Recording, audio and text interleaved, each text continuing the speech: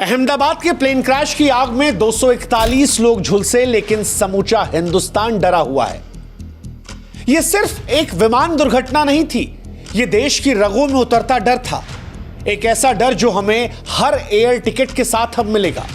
हर बार हमारी आत्मा पर दस्तखत देकर सवाल पूछेगा कि क्या वो जो जली हुई लाशें हैं, जो शायद अब केवल एक आंकड़ा है, क्या वो हमारी भी हो सकती थी?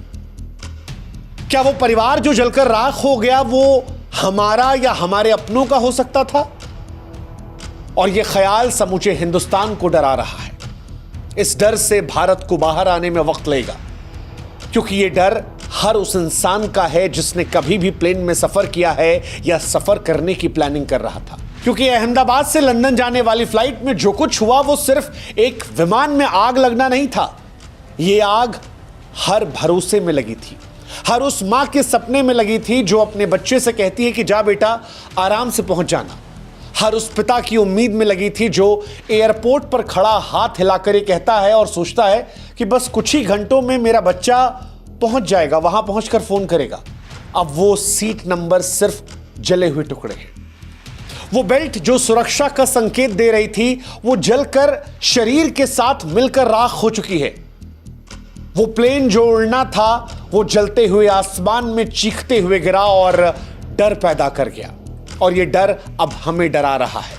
ये डरा रहा है क्योंकि जिनसे कहा गया था कि आप अब सुरक्षित उड़ान भरने को तैयार हैं, वो महज 59 सेकंड में चीख और फिर आग, और देखते ही देखते आग से राख में तब्दील हो गए।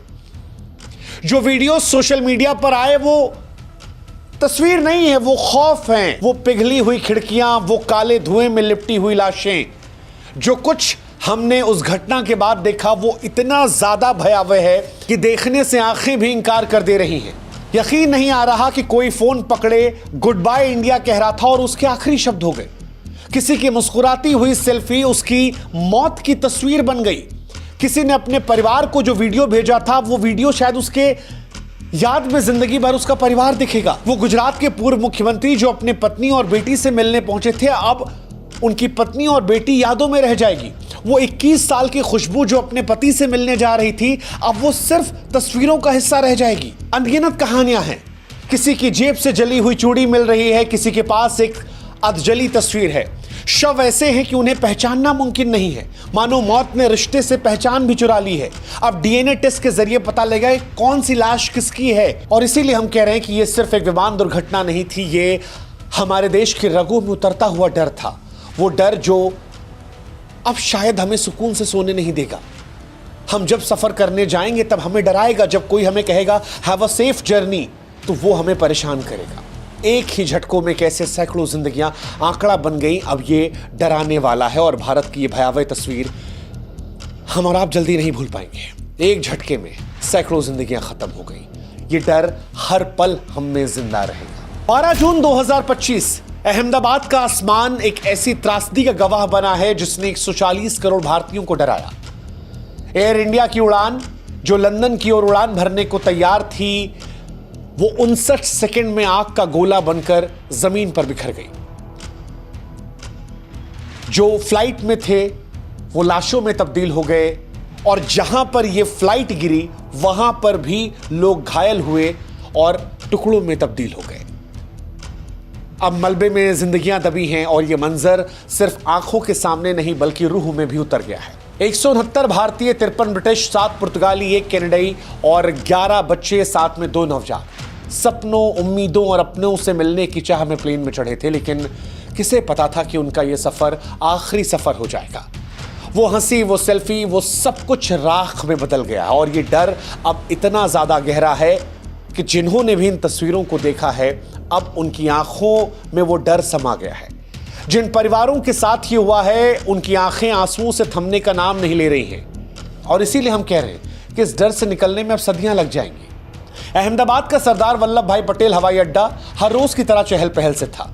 बच्चे खिड़की के बाहर झांक कर आसमान को देख रहे थे। क्रू मेंबर हर बार की तरह मुस्कान के साथ यात्रियों का स्वागत कर रहे थे। पायलट ने भी टेक ऑफ से पहले आत्मविश्वास से कहा कि हम सुरक्षित उड़ान भरने के लिए तैयार हैं। लेकिन बोइंग 787 ड्रीमलाइनर आग के गोले की तरह मलबे में तब्दील हो गया और बिखरी लाशें, जले हुए सामान और मासूम चेहरों की तस्वीरें अब सिर्फ यादों में बची हैं। आलम यह है कि लाशें उठाने के लिए ठेलों को लाया गया। वो सज धज कर तैयार होकर किसी से मिलने, किसी के साथ काम करने, कोई अधूरी दास्ता को पूरा करने जो लोग निकले थे, वो ठेले पर लाद लाद कर लाशों की तरह जा रहे थे। सिर्फ एक आंकड़े बन गए थे। वो पिता जो अपनी बेटी को लंदन में पढ़ाने का वादा कर रहा था, वो नई नवेली दुल्हन जो अपने पति से मिलने जा रही थी, सब कुछ खत्म हो गया, सब कुछ खत्म हो गया। अब कई कहानियां हैं जो आंसुओं का समंदर बन गई हैं, जैसे जोशी परिवार की कहानी। राजस्थान के बांसवाड़ा का एक खुशहाल परिवार लंदन में नई जिंदगी की शुरुआत करने जा रहा था। डॉक्टर प्रतीक जोशी और उनकी पत्नी डॉक्टर कामिनी जोशी, जो भारत में अपनी सेवाएं दे चुके थे, वो 3 बच्चे, 10 साल की आराध्या, 7 साल के काव्य और 4 साल की माही के साथ प्लेन में चढ़े थे। बच्चे नई स्कूल की बातें कर रहे थे, लेकिन सब कुछ एक पल में खत्म हो गया। अब उनके घर में सन्नाटा है, हंसी सिर्फ तस्वीरों में बची है। उनके रिश्तेदार जो विदाई देने के लिए आए थे, वो यकीन नहीं कर पा रहे कि 59 सेकंड में कैसे सब कुछ खत्म हो गया। 21 साल की खुशबू, जो शादी के 3 महीने बाद पहली बार अपने पति से मिलने लंदन जा रही थी, उसकी आखिरी सेल्फी उसकी मां के लिए बड़ा दर्द है। वो सेल्फी जिसमें मुस्कुराते हुए वो प्लेन की खिड़की से बाहर देख रही थी, अब आंसुओं का समंदर बन गई है। खुशबू की मां बताती हैं कि वो कह रही थी कि मां, मैं जल्दी वापस आ जाऊंगी, लेकिन अब वो कभी नहीं आ पाएगी। 22 साल की नंगाथोई शर्मा, मणिपुर के थौबल जिले की बेटी, जिसने अप्रैल 2023 में एयर होस्टेस बनने का सपना पूरा किया था, अपनी मुस्कान से हर यात्री का दिल जीतती थी, अब उसकी तस्वीरें उसकी आखिरी निशानी है। उसके परिवार, उसकी मां का रो रो कर बुरा हाल है और यह दर्द कोई समझ नहीं सकता। गुजरात के पूर्व मुख्यमंत्री विजय रूपाणी, जो अपनी पत्नी और बेटी से मिलने लंदन जा रहे थे, वो भी इस हादसे का शिकार हो गए। उनको लेकर यह खबर आई कि उनको 1206 नंबर बहुत पसंद था, उनकी गाड़ी का यह नंबर था। और यह इत्तेफाक देखिए कि आज 12 जून 2025 है, 6ठा महीना, 12/6 आज तारीख है। इसे आप संयोग कहेंगे या नियति का क्रूर मजाक। उनकी बेटी जो फोन पर पिता से मिलने की खुशी में थी, वो सिर्फ उनकी तस्वीर देखकर रो रही है। ऐसी अनगिनत कहानियां हैं, हर नाम, हर चेहरा एक सवाल लेकर उठा है कि आखिर क्यों। हालांकि इस 241 लोगों में एक चमत्कार भी हुआ है, एक ऐसा चमत्कार जिस पर यकीन कर पाना मुश्किल है। 242 लोगों में सिर्फ एक व्यक्ति बच गया, वो व्यक्ति जो सीट नंबर 11A पर बैठा था। आग के बीच, उस मलबे के बीच, उस जली हुई लाशों के बीच जहां मौत ने तांडव किया, वहां वो जिंदा है। लोग कह रहे हैं कि यह चमत्कार है, लेकिन सवाल यह है कि ईश्वर, यह चमत्कार बाकी 241 जिंदगियों के साथ क्यों नहीं हुआ? हम खुश हैं कि विश्वास साहब की जिंदगी बच गई। हम खुश हैं कि उनके परिवार के आंखों में आंसू नहीं आए, लेकिन वो 241 चेहरों के बीच जब यह चमत्कार दिखता है, तो सवाल ईश्वर से भी होता है कि हे ईश्वर, उन 2 मासूमों को बचा लिया होता, उन परिवारों को बचा लिया होता, उन बुजुर्ग बूढ़ों को बचा लिया होता, उन महिलाओं को बचा लिया होता, उस क्रू को बचा लिया होता जो हर बार सुरक्षित यात्रा की कामना करती है। और क्या उनकी जिंदगी इतनी सस्ती है? राम विश्वास कुमार की कहानी चमत्कार हो सकती है, लेकिन बाकी 241 परिवारों के लिए ये सवाल बनकर रातों की नींद छीन रही है कि क्यों सिर्फ एक भगवान, क्यों सिर्फ एक, क्यों बाकी 241 नहीं? क्या उन 241 जिंदगियों का भगवान कोई मोल नहीं? ये सवाल आज हर उस शख्स के दिल में है जो अपने परिवार को अलविदा कहकर सफर पर निकलता था, क्योंकि इस घटना को देखकर यह एहसास होता है कि यहां हम भी हो सकते थे, यह हमारा भी परिवार हो सकता था। एक तरफ विश्वास साहब को देखकर खुशी होती है, लेकिन उन 241 को देखकर आंखें भर जाती हैं। सवाल उठता है, किसकी वजह से मौत हुई? कौन लापरवाह था?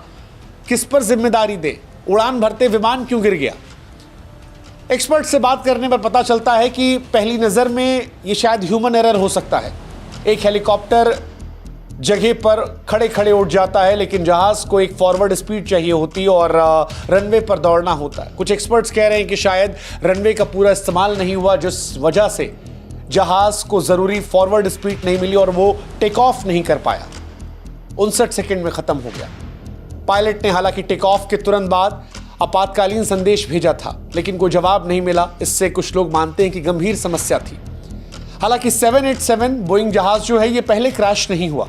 इसको उड़ाने वाले दोनों पायलट्स जो थे वो काफी अनुभवी थे। ऐसे में कईयों का यह मानना है कि शायद दोनों इंजन खराब हो गए होंगे, क्योंकि इसमें 2 इंजन थे, एक खराब होता तो दूसरा चल जाता। और क्या दोनों खराब था? दोनों खराब था तो फिर उड़ान को आदेश क्यों दिया गया? बहुत सारे सवाल हैं। जवाब शायद जब ब्लैक बॉक्स के जरिए जांच पड़ताल होगी, सामने आएगा, तब देखा जाएगा। लेकिन आज सवाल यह है कि जिंदगी कितनी सस्ती है, कितनी सस्ती है। कश्मीर के पहलगाम में लोग जश्न मनाने गए, घूमने गए, छुट्टियां मनाने गए और मार डाले गए।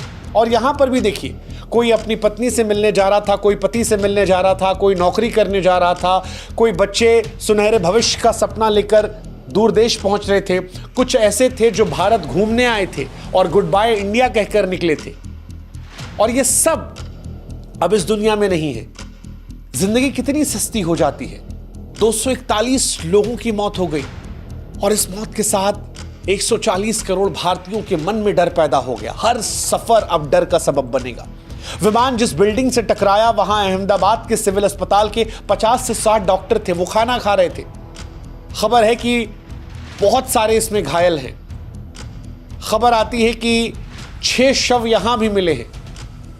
स्पष्टीकरण का यहां भी इंतजार है। इसीलिए हम कह रहे हैं कि यह हादसा सिर्फ 241 लोगों का हादसा नहीं है, ये हमारा हादसा है। ये उनका हादसा है जो टिकट लेकर अपनों से मिलने जाते हैं। ये उन छात्रों का हादसा है जो विदेश जाते हैं सपनों को लेकर। ये उन माँ बाप का हादसा है जो बच्चों को एयरपोर्ट छोड़ने जाते हैं और अब इस घटना में कभी नहीं जा पाएंगे। ये डर अब हर भारतीय के दिल में घर कर चुका है। हर गली, हर मोहल्ला, हर शहर, हर कस्बा, हर स्टेट, हर जगह ये डर अब भर चुका है। और इस डर से भारत को निकलने में बहुत वक्त लगेगा, या शायद इस डर के साथ ही जीना सीखना होगा। हर उड़ान के साथ डर लेगा। जब भी पायलट कहेगा we are ready for safe flight, तो दिल कहेगा क्या जो पायलट कह रहा है वो सच है? या हमारे साथ भी वही होगा जो इस फ्लाइट में हुआ? माँ बाप बच्चों को विदा करते वक्त शायद और डरेंगे, और इनके साथ साथ डर एयरपोर्ट पर काम करने वाले उन लोगों के लिए सोचिए, वो जो दिन रात यही काम करते हैं, हर रोज फ्लाइट में चढ़ते हैं, उतरते हैं। वो क्रू, वो पायलट जो दिन रात सफर करता है, उनके परिवारों का डर सोचिए। हम और आप तो चलिए कुछ दिन फ्लाइट नहीं पकड़ेंगे, उन्हें हर रोज इसी में सफर करना है। वो डर उन परिवारों को देखकर जो अब हमेशा के लिए खामोश हो गए। हर सांस में डर नजर आ रहा है, कदम कदम पर खौफ नजर आ रहा है। अब हर उड़ान डर का सबब है। हर बार जब कोई प्लेन में चढ़ेगा तो यह सवाल आएगा मन में कि क्या मैं लौट पाऊंगा? हर माता पिता जो अपने बच्चे को विदा करेंगे, वो जब कहेंगे कि बेटा जल्दी लौट कर आना, तो वो डर उनके मन में आएगा कि मेरे बेटे के साथ कहीं वो तो नहीं होगा जो अहमदाबाद में हो गया। वो हंसी, वो उत्साह, वो सपने जो हम अपनों को विदा करते वक्त एयरपोर्ट पर करते हैं, अब वो डराएंगे हमें। ये डर अब भारत के हर घर में घर कर गया है। टाटा ग्रुप ने हालांकि इस बीच मृतकों के परिवारों को 1-1 करोड़ रुपए देने का ऐलान किया है, लेकिन फिर वही कहानी है कि क्या करेंगे पैसे का जब जिंदगी ही नहीं रही। क्या वो पैसा उस मां के दर्द को खरीद सकता है जिसने बच्चे की लाश देखी? क्या वो उस पति की कमी को पूरा कर पाएगा जिसकी दुल्हन अब कभी नहीं लौटेगी? क्या उस बेटी उस मां के जख्मों को भर पाएगा जिसका पति अब इस दुनिया में नहीं रहा? क्या उस बच्चे की हंसी को लौटा पाएगा जो अपने पिता को हमेशा के लिए खो चुका? इसीलिए हम कह रहे हैं कि डर डरावना है।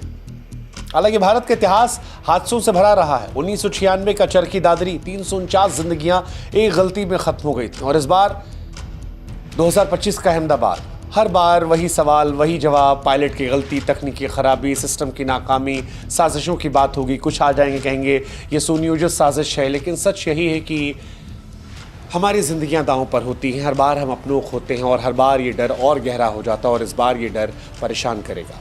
ये डर हमारी ज़िंदगी का हिस्सा बन जाएगा। ये हादसा सिर्फ 241 जिंदगियों का नहीं, हर उस भारतीय का है जो सपना देखता है, अपनों से मिलने जाता है, नई शुरुआत की उम्मीद करता है।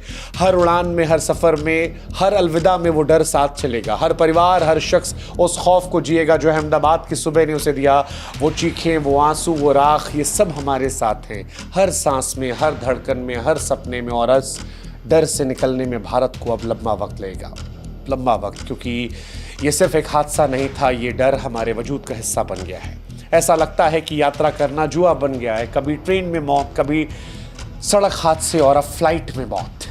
जिंदगी और मौत के बीच यह एहसास होता है कि जिंदगी कितनी सस्ती है। हम और आप कितनी जद्दोजहद में लगे रहते हैं, लड़ते हैं, झगड़ते हैं, आगे बढ़ने की कोशिश करते हैं, कंपटीशन करते हैं, जलते हैं, एक दूसरे को छोटा दिखाते हैं, कई बार सपनों के पीछे अपनों को भूल जाते हैं। लेकिन इन सब के बीच में जब ऐसी घटनाएं होती हैं तो यह एहसास होता है कि ये जिंदगी कितनी सस्ती है। हम कभी भी इस दुनिया से रुखसत हो सकते हैं। सोचिए 241 लोगों के सपने, उन 241 लोगों के ख्वाब, उनकी जद्दोजहद, उनके परिवार सब राख हो गए। और इसीलिए हम कह रहे हैं कि इस डर से भारत को निकलने में समय लगेगा। क्या ये डर चला जाएगा? जवाब शायद नहीं। हाँ, इस डर के साथ हम जीना सीख जाएंगे। बट ये डर बहुत डरावना है, जो बहुत डरा रहा है पूरे भारत को, जो शायद अब हमें उस तरह से सोने नहीं देगा, वो सुकून की नींद छीन लेगा, बेचैनी देगा कि हमारा कोई अपना भी इस तस्वीर का हिस्सा हो सकता था, या शायद हम भी। ये डर आता है।